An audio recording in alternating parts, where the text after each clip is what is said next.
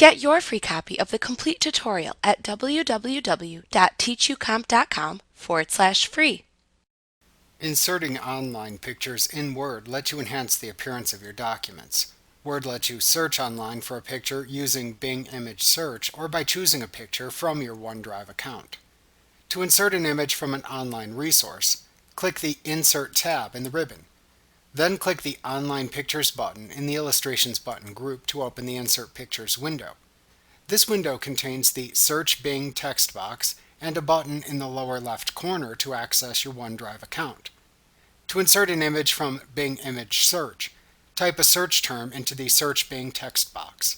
Then press the Enter key on your keyboard to display pictures that match the keyword you entered below. Alternatively, click a category in the main window to show photos from that category in this window.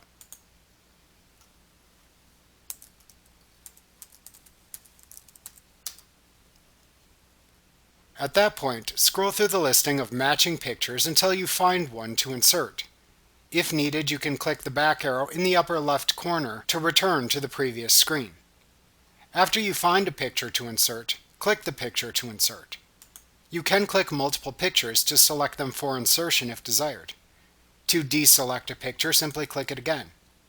After selecting the image or images to insert, then click the Insert button to insert the selected picture or pictures into your document.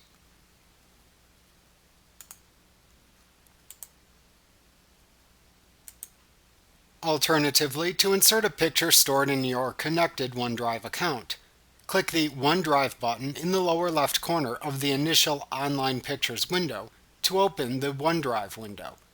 This window lets you click the folder icons to search through your online OneDrive folders. If needed, you can click the back arrow button in the upper left corner of this window to return to the previous screen. Find the picture to insert within your connected online OneDrive folders that appear in this window. Then click the desired image to select it. Then click the Insert button to insert your selected picture.